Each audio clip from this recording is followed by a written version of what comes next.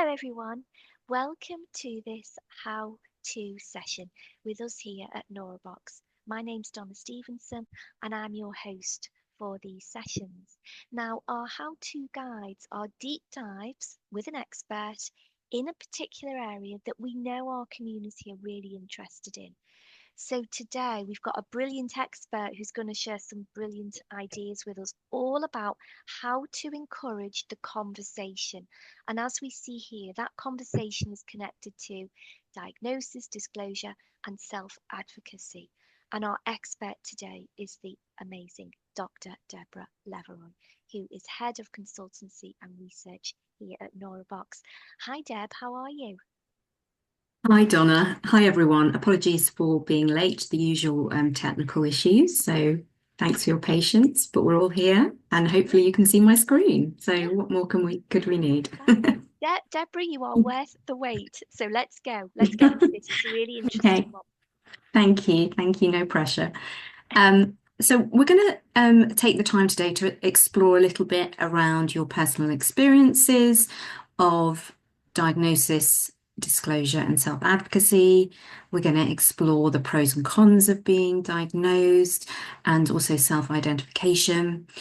Touch a little bit on the question of if you need a diagnosis to request adjustments in the workplace, and then, of course, explore self-advocacy as a tool in the workplace. What strategies can an individual employee use, but also what strategies can you as a line manager use to support that conversation?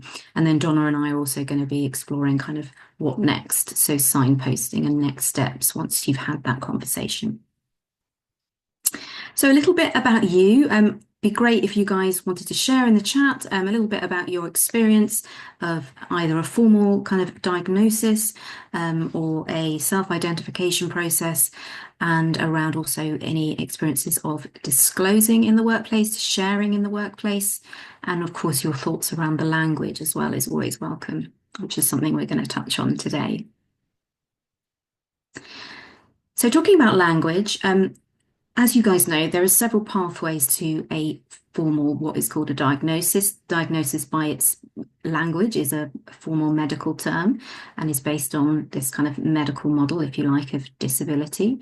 And we use these words such as, diagnostic labels. A formal diagnosis can be carried out potentially by an educational psychologist. You may be referred to adult psychiatry. You may need to talk to a GP. So there's a lot of kind of medical kind of language around this, and the pathway does tend to be either medical or kind of psychological. So what's the kind of alternative to this pathway? We know that with a diagnosis, there are barriers to getting a diagnosis in itself in terms of the waiting time, but it could also be financial. So not everyone has the access to the funds to pay for a formal diagnosis. So we look at kind of the alternative to a formal diagnosis, more of a self-identification model. So this is more in line with, if you like, the social model of disability. So rather than focusing on individual labels and diagnostic criteria and thresholds, we're talking much more around barriers in the environment, the impact of those barriers on the individual, and focusing much more on environmental barriers and how we can create a kind of universal design, removing barriers in order to support everyone, regardless of a formal diagnosis or not. So there's so many pros and cons, of course, to getting a formal diagnosis.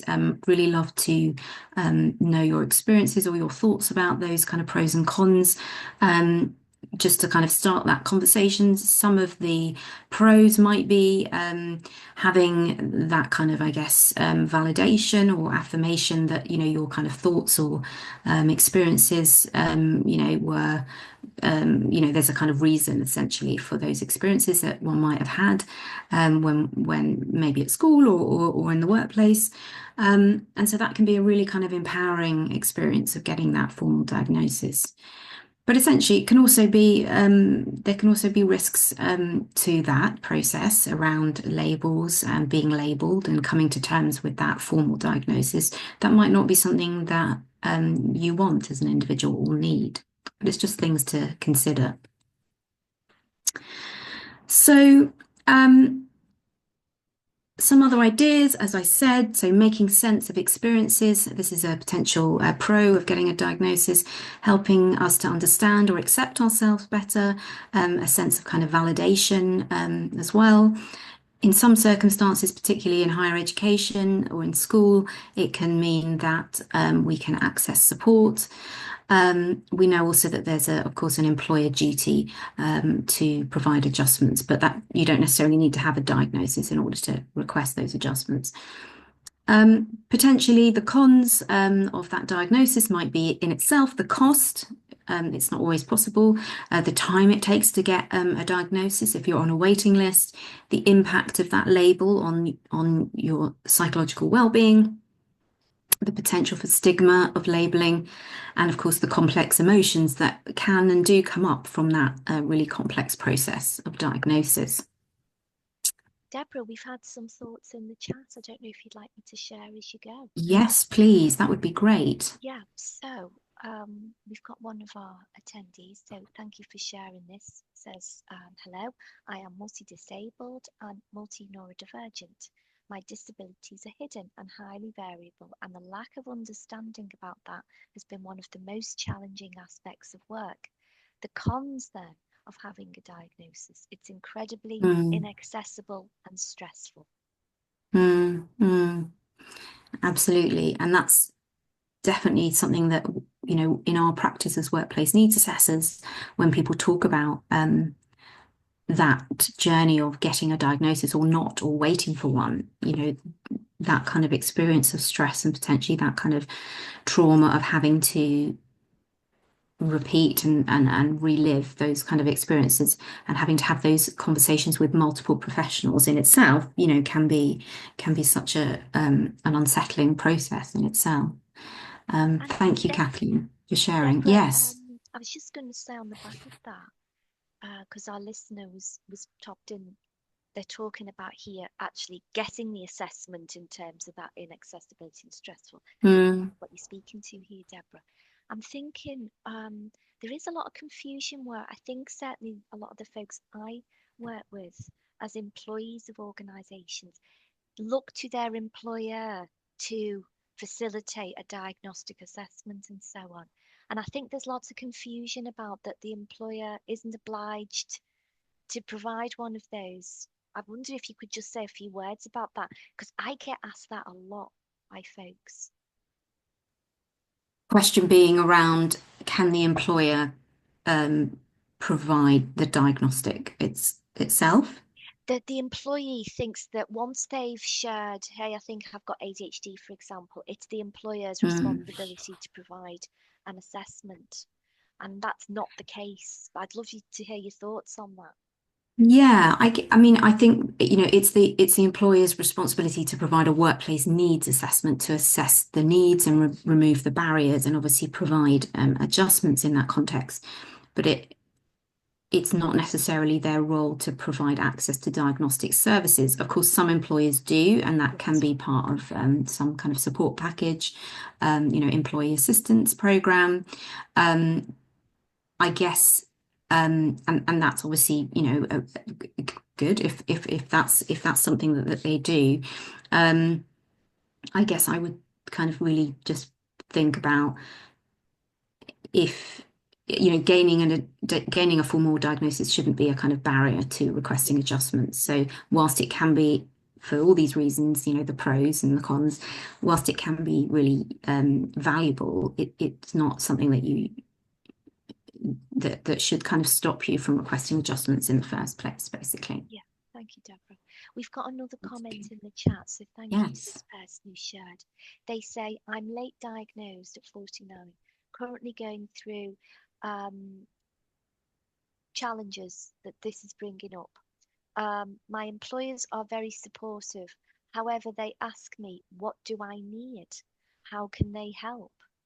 Let me Mm, just go back because chat scooting on. I'm trying to be transparent, but that does leave me feeling nervous and vulnerable. So I think, Yes. thank you for sharing that person. I'm so sorry this is what you're Mm, going through at the moment. mm, But I don't think you're on your own because Deborah, certainly I hear from individuals where if we haven't had some sort of identification and so on, the organisation can look to the employee and say, as mm. in our listeners' experience, what do you need? And Yeah. maybe for whatever reason, the employee either doesn't know what the answer to that is, Mm, or yeah, maybe doesn't want to share so yeah. freely. What are your thoughts on that one, Deborah? I think it's common and a really challenging situation. On the one hand, for employers, we say put the individual at the heart of that conversation and ask them what they want. And, as an individual with that lived experience, with the lived experience experts, and we know ourselves. But often, as the employee, when you're being asked, well, what do you need?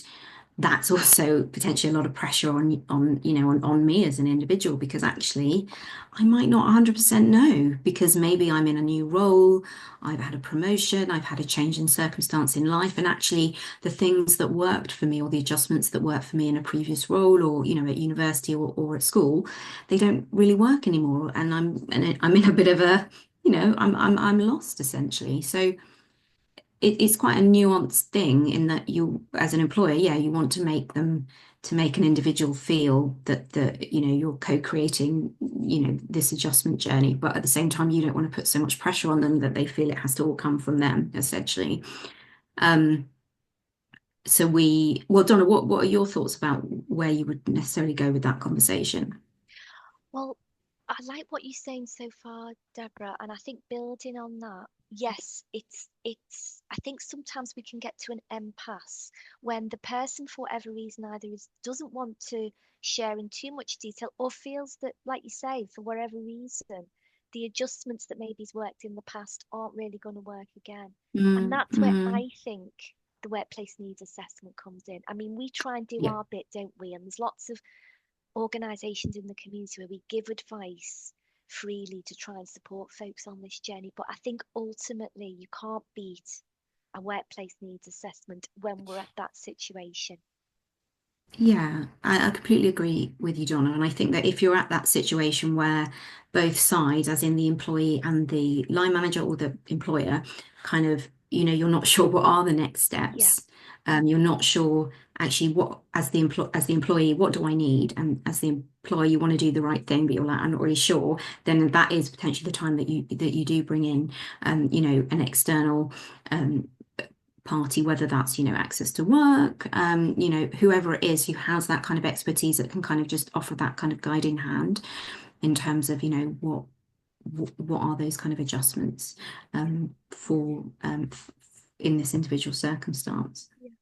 Deborah, we've got another question in the chat. Mm, Knew this mm, how-to guide was going to be a very emotive one for folks because it mm, really ties in with mm, a lot of our lived experiences these days. mm, We've got, mm. are you legally entitled to adjustments even without a formal diagnosis? That's a really great question, and it takes me to my next slide, I hope. Ah, brilliant.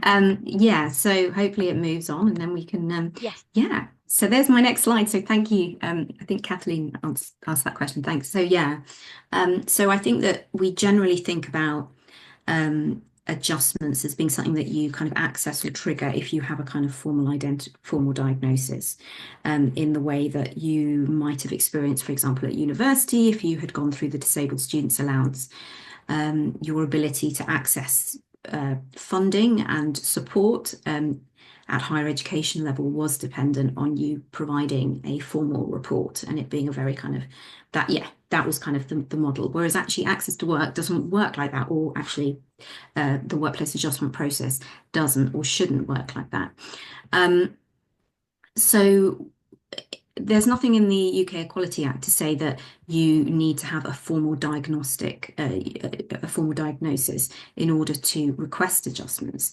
So a quote directly from the Equality Act, which I find quite useful and interesting. So in order to avoid discrimination, this is advice to the employer. So in order to avoid discrimination, it would be sensible for employers not to attempt to make a fine judgment as to whether a particular individual falls within the statutory definition of disability, but to focus instead on meeting the needs of each worker and job applicant. So even though this is advisory, it's not saying you must, it's quite clear what the emphasis of the Act is kind of saying to the employer, that they need to be focusing on removing barriers and meeting needs, rather than being kind of caught up on this question of, is a person disabled under the definition of the Act? But interestingly, there's nothing there about a formal diagnosis. If anything, it just talks about whether an individual falls within the statutory definition of disability. And as a workplace adjustment provider, we would always advise employers, line managers, to really focus much more on removing barriers and offering support. This question around if somebody is disabled and they fall under the Act, in a way, that doesn't matter. It only would matter if it, for whatever reason, the situation ended up in a tribunal. And then it would be up to an expert witness to determine whether that individual was considered disabled under the Disability Act, under the Equality Act. But, essentially, I think any kind of good HR department in an organisation would advise caution when it came to saying a blanket no to adjustments. Of course, there's the question of what is reasonable, and so actually that is a question we get asked a lot. So that's an interesting one. But I think essentially, if we explore, for example, some other organisations that do operate in this way, so GCHQ, the BBC, Cambridge Assessment, one of our clients, they all take this very proactive approach to adjustments, in that they encourage these conversations. You don't need a formal diagnosis in order to request adjustments. Whether those adjustments, of course, are provided is that kind of grey area in terms of how reasonable they are. But essentially, they all operate on a,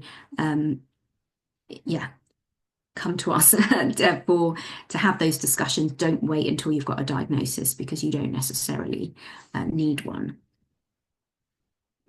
I'm hoping I've answered that question, but if there's any more in the chat, Donna, please let me know. Or Donna, if you have any more thoughts that you want to feed in. No, I as think well. that's really useful, Deb. We've not got anything yet, but I've got the chat open, so please carry on and I'll come back to you if we get any more. Brilliant. Okay. But I'm just going to touch now on this question of self-identification. So this might be, there might be a reason, a really valid reason why an individual decides that they don't want to have a diagnosis, or it might actually just be that it's not a possibility because of barriers in that diagnostic system. So I want to just provide a brief overview of some kind of self-identification characteristics. And these could also be useful if, for example, you're a line manager and you notice that you have a team member who maybe is not kind of performing how you would kind of expect in that way. So what would be maybe the characteristics you might see at this point? And then from there, you could potentially look at how to encourage that conversation with that employee. So to start this off, I'd like you guys to just do a little self-reflection exercise. So this is just to get you thinking about your skills and challenges. So your skills might be things that you're really good at, things that you found easy, maybe potentially since childhood, but it could also be things that you've worked on. And these could be things, if you want to share them in the chat, that would be great. But equally, if it's something that you just want to do as a private activity after this session, please do that as well. And I'd also like you to reflect on your challenges. So these are the things that you find difficult, sticking points, things that we might all, always trip up on, no matter kind of how hard we kind of try to acquire that skill. So why am I asking you this? So I am asking this because I want to introduce this concept of a spiky skills profile, which is essentially what is kind of going on under the surface, if you like, for I'd say the majority of neurodivergent individuals. And so when you think of a spiky skills profile, Well, first of all, when you think of a kind of general profile of abilities, we think about our cognitive skills. So that's our thinking skills, our memory skills, lying on, if you like, a continuum. So some people have kind of moderate to high levels across the board, and other people, they may be a good kind of all-rounder. So you may have known someone at school. Who was just great at everything and got lots and lots of A's. So they would have what you would call potentially a flat profile. So as in they were just really good at everything. But what you find with neurodivergent individuals is you get this kind of vast difference in the level of ability from one skill to another. So someone might be really skilled verbally, very articulate, really good at presentations, but their written material may not reflect their verbal ability and their kind of IQ essentially. So if you see that I've kind of put this kind of image of the peaks and troughs, that's kind of what we might think about how you might reflect this kind of spiky skills profile. But this shows up in an example of a psychological assessment of dyslexia, this kind of spiky skills profile, where an individual may have, as I said, very high verbal comprehension skills. So that's general knowledge, very articulate, and very good perceptual organization skills. So that's kind of visual thinking, the ability to think in pictures, to see the whole. And yet there's a kind of discrepancy with those skills and essentially working memory, which is kind of short-term memory, and also processing speed, so the speed at which an individual processes new information. So if you think about it like a sea. So this is the analogy is under the surface you have these cognitive abilities going on. So as we talked about, high verbal reasoning, visual spatial ability. Just to say this characteristic is relatively common in dyslexia, and there's other variations, but generally you would get a spiky skills profile across the kind of across the kind of umbrella of neurodiverse traits. So what you might see on the surface, so you may have a team member that, as I said, really good general knowledge, great problem solving, really high vocabulary, very good at kind of presentations, talking, meeting with clients, people skills. And they're really good at seeing the whole, at creative thinking. But they also have this kind of difficulty with, let's say, spelling and writing. Potentially they might present as being very forgetful, disorganized.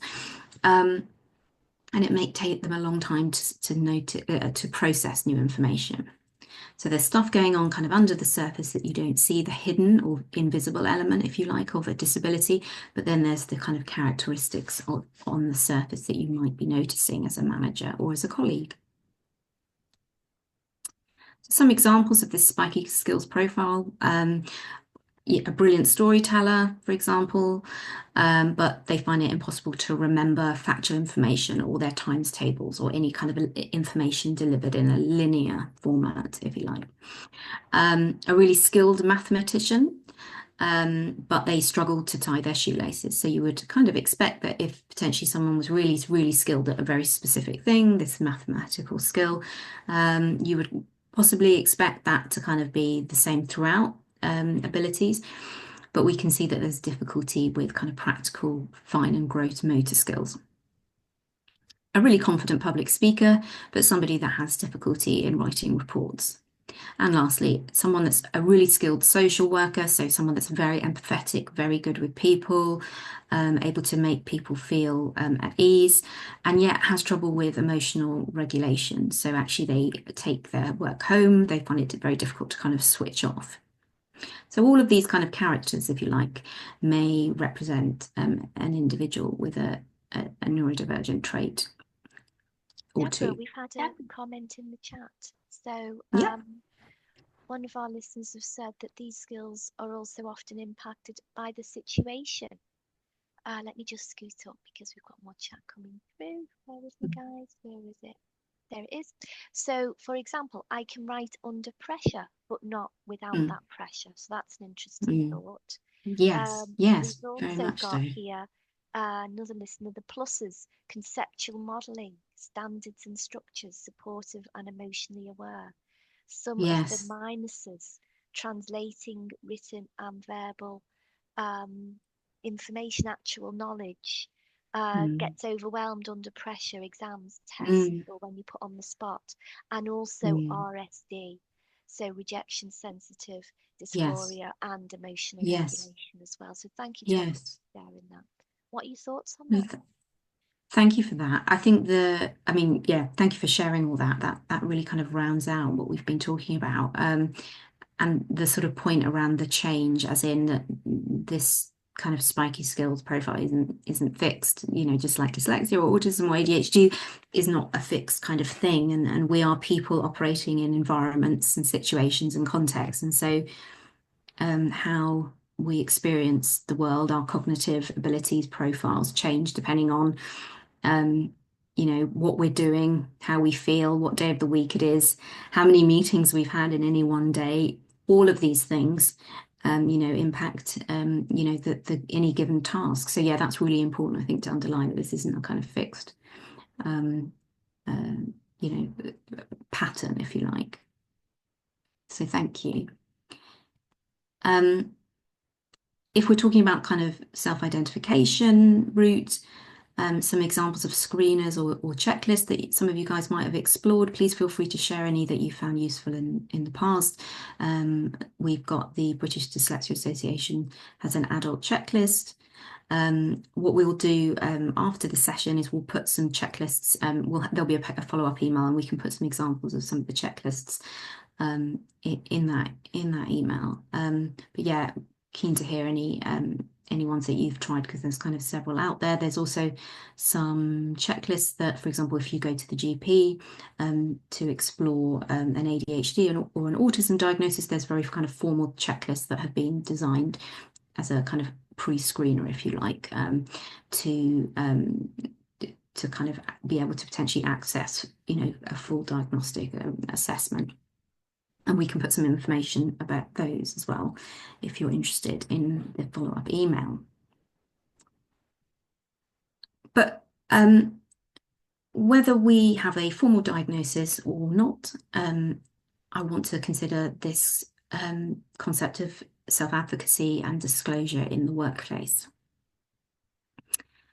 So you'll notice that I've put a couple of images there. One is the enhanced disclosure form from the Disclosure and Barring Service. I've also put a screenshot of a non-disclosure agreement.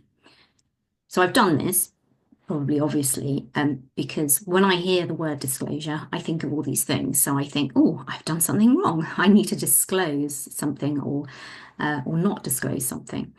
And so one of the points be really good to explore within this conversation is the language that we use in the workplace around this process of essentially telling somebody that of your identity, of your experience, and what you want to kind of happen next in that conversation.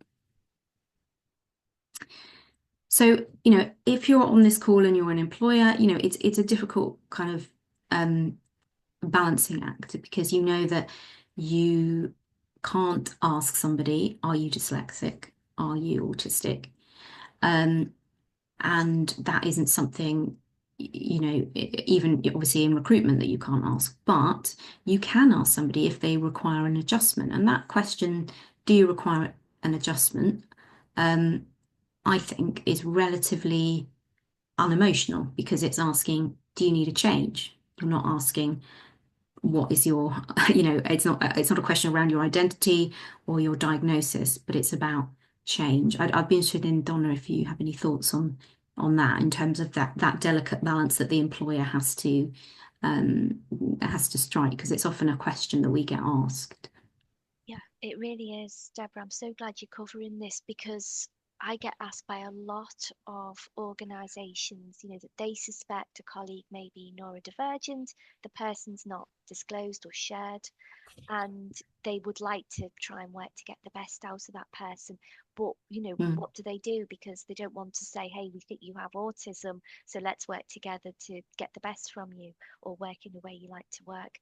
So I like this idea, and this is what, I know we try and share here at Neurobox, about the fact that it's about, if somebody hasn't shared, yes, we're not in the business of identifying and labeling folks, but then we also want to make sure that we work with somebody in a supportive, inclusive way. So, yeah, to my mind, this is perfect. It's about, you know, what can we put into place? And I think I saw on one of your previous slides you had universal design.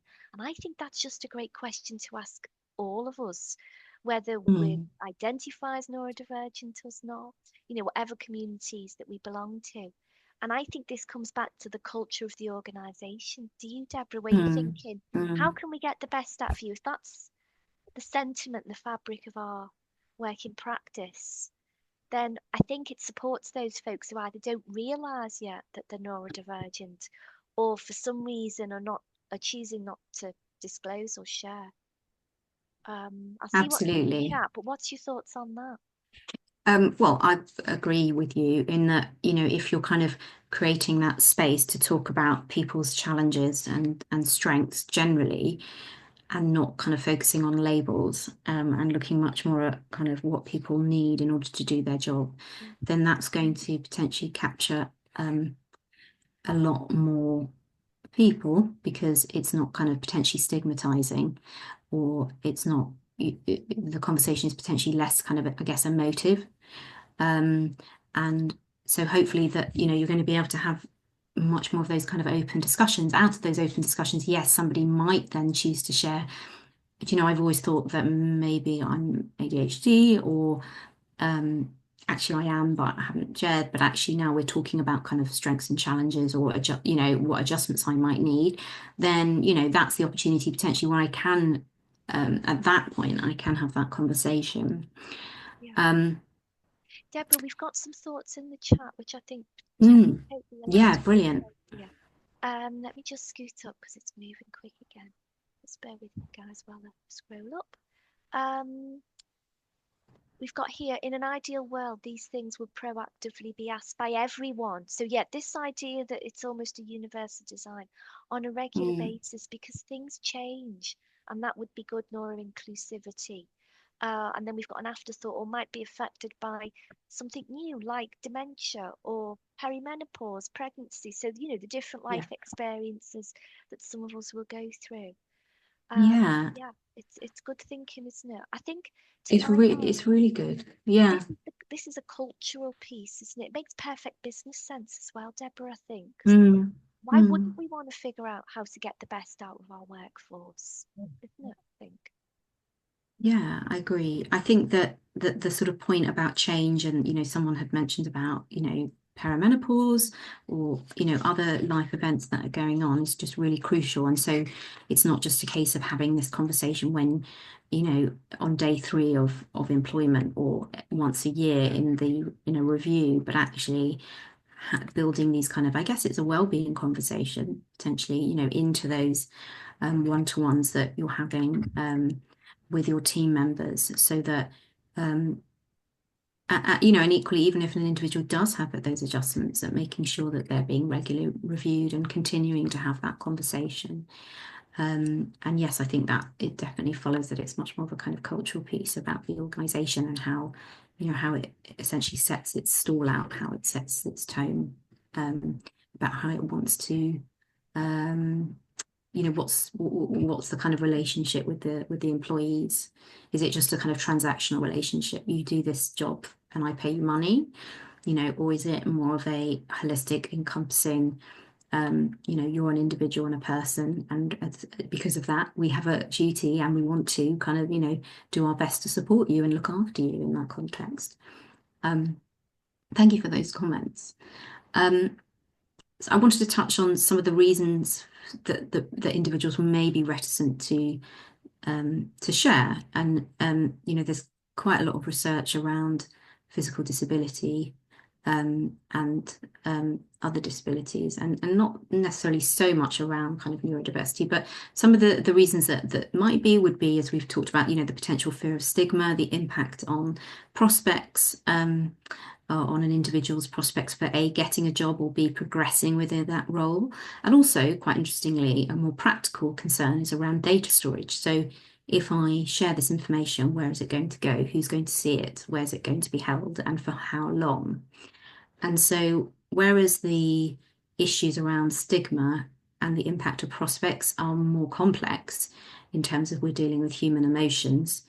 The data storage could potentially be, if that is a barrier to sharing, then that could potentially be more, I dare say easily, but easily kind of explored or dealt with if I think organisations, were very clear with their employees about where is this information going to be held, and to give them that reassurance about the security of that personal data.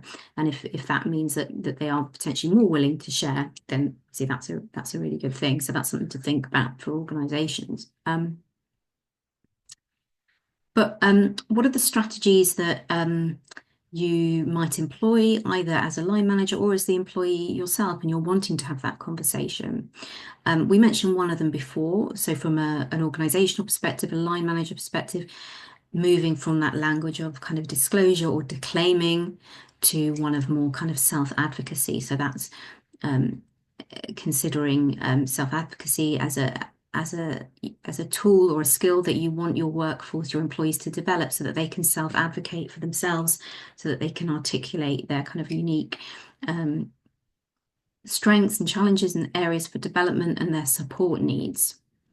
One strategy or method that could be employed to do this is strategy coaching, which is a brilliant service which can be funded through Access to Work, something that we provide, which has a number of functions, but one of which is to support that individual with self-advocacy, to develop those skills so that they can advocate for themselves in the workplace. And one way that you might apply this skill practically in the workplace, this could be either for a line manager or for that individual, is to look at some form of self-advocacy or about me document. So there are several out there. Sometimes they're called about me, sometimes it's more kind of self-advocacy. And this is quite a useful tool, we find. So this isn't just for an individual that you think as a line manager, oh, maybe they're dyslexic or they are dyslexic. It's actually potentially for everyone, because we all have challenges, we all have strengths, and it's a good way of excuse me, of opening up that conversation and to excuse me, to encourage, I guess, that kind of piece of that reflection piece with your employees and with your team members. So I'll give you an example of a self-advocacy, what a self-advocacy document might look like. We will send you also a sample in our post follow-up email. But some questions that the document may contain would start potentially with questions around consent. So who do you consent for this information to be shared with? And we know that that's really important. That's really important to get that. If there is a kind of, if you like, label, what is the neurotype or the health condition or disability, you as the individual filling out the form may have a preferred definition. There's so many definitions out there of things, and it might be that, as the employee, you think about this more as a teaching exercise for the line manager, as in it's your opportunity to teach them about ADHD, about dyslexia, whatever. So sharing with them your preferred definition. And also, if you want to, reflecting on what, for example, autism looks like to you, because obviously we're all different and we'll all have different perspectives. So having that space to reflect on, on your lived experience and to share it as well.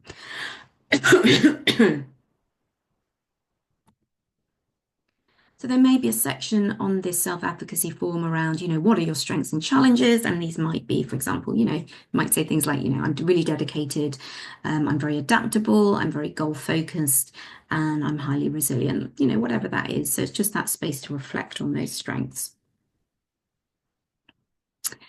You may also use the form to discuss with the line manager, what strategies work for you guys, stuff that has worked for you before. So you might say stuff like, I find jargon or acronyms difficult. I find challenging tasks more manageable for me to undertake in the morning, for example. So this is an opportunity for you to reflect essentially on those challenges.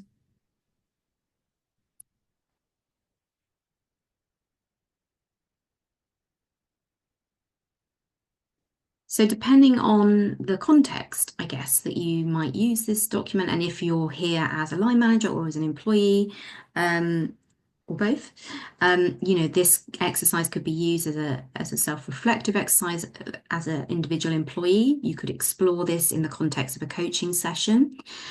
You could use it as the basis for a conversation between you as a line manager and your team member, and kind of support in destigmatizing that conversation. So it's not about, I need to tell you that, I'm dyslexic. Like it's kind of something bad, if you like. So it's having that conversation, which can lead potentially to having that discussion around adjustments in a destigmatizing way. And of course, it can also be, depending on, I guess, the culture within the team and the psychological safety, it could be used as for that individual employee to share their lived experience with colleagues, or, in the context of an employee network. So there's many ways that this exercise could be adapted depending on the context, and the situation. So just want to touch really briefly, unless there's any comments or questions, Donna, to talk about attitudinal barriers and how these might impact that conversation. Okay, so when we talk about kind of having this conversation, let's say, for example, I've decided that actually I do want to have this conversation with my line manager. So that in itself is a massive thing. And so what are the kind of potential attitudinal barriers that as a line manager, the line manager needs to just kind of be aware of, that they be thinking about kind of unconscious bias, the sorts of things that may come up in those conversations. So one of those things that has already been touched on is a line manager may say to you in the context of this sharing conversation, well, what sort of adjustments do you need? Which, as we said, on the surface is a really good question, because you're asking that individual who has that lived experience. Nobody else knows you better than you know yourself. But then, as we said earlier, on the other side, the kind of subtext of that question is, will you sort it out? I don't really know. What do you need? Kind of thing. So that can potentially put a lot of pressure on that individual. Other things that have been reported, that managers sometimes say, I'd never have guessed that you were autistic. I'll put you in touch with James in procurement because they're autistic. So we have this kind of belief subconsciously that everyone that's autistic is the same. There's that belief, of course, and then there's the kind of idea that, oh, I'll kind of parcel you off to somebody else who can support you. And by signposting, I've kind of done my job as well. The other attitudinal barrier that some people might come across, which we've sort of touched on, is the idea that, I can't take this forward without evidence. So you go to your manager and you don't have a formal diagnosis, and you're met with this, well, I need to see proof. You need to prove it to me. I need evidence, kind of thing. Which we know from looking at the Equality Act that it's not really that clear cut. And that's not really an approach that we would recommend. And then, of course, other kind of stuff around, I think we're all a bit autistic, which on the surface, depending on the context and the tone, could be the line manager's attempt to make you feel comfortable, to say, oh, I get it, or to be like, I'm a good line manager, I'm empathetic, I'm trying here. And I guess the point about talking about these attitudinal barriers is it's not necessarily, well, it isn't to bash the line manager, because being a line manager is a really hard job, as I'm sure we all know, and it's really difficult. But I think it's just being aware that sometimes we say these things as a line manager, and our mouth sometimes moves faster than our head, and these kind of types of statements can have a real impact on that conversation and that ability for that individual to actually really have that conversation with you. If any of you guys have any experience of these of attitudinal barriers, please do put them in the chat, and Donna and I can explore them a little bit further. But I'm conscious of time. Yeah, we have So got a comment, Deborah, in Oh, the chat okay. would like me to share. Yeah. It's about the About Me document. One of Yes. our listeners shared, I was lucky enough to work with a wonderful coach where he wrote a comms doc about me. This was a Yeah. suck it and see. as I don't think they'd done a document like that before previously, so this was the first time for them. It was about my traits, strengths, and challenges. This helped me immensely in letting my line manager and HR know about me. It also allowed me to consider what I wanted to write and repeatedly rewrite until I was happy, rather than a formal type meeting where my brain would just go Mm. blank. So thank you for sharing that. What's your thoughts listening to that, Deb? I think that's brilliant. Thank you so much for articulating that so beautifully. And I really like what you said about it gave you the opportunity to write it and rewrite it, because part of that writing and thinking process is you processing it, isn't it? And kind of exploring how you feel about it. So I think that's great. So thank you so much for sharing that. I really appreciate that. Just to round off and give you some ideas for strategies, if you're a line manager and you're thinking about, I want to have these conversations with my team, how you might encourage that without being too kind of obvious. Things like you might share a blog about a personal experience, or some reflections for some training about the session today. For example, you might talk about the session in a group meeting. Um, you might provide your team with signposting, or attend your organization's employee resource group as well. Encourage, as we said, employees to work on this about me document, and really consider those above good practice recommendations proactively in terms of like how to have that conversation, removing the barriers to that conversation as well. And yeah, the language, thinking about the language which we talked about, being aware of our unconscious biases and how that might play out in that conversation, ensuring that you place that employer at the heart of the experience, but also not put too much pressure on them to come up with all the answers. And, crucially, as with any interaction, have open questions, and, should demonstrate sort of active listening as well. And then making sure that you revisit these conversations throughout the year, at times of change. So yeah, that is, I think that's me, Donna. If there's any other comments Yes, we want thank to you. explore.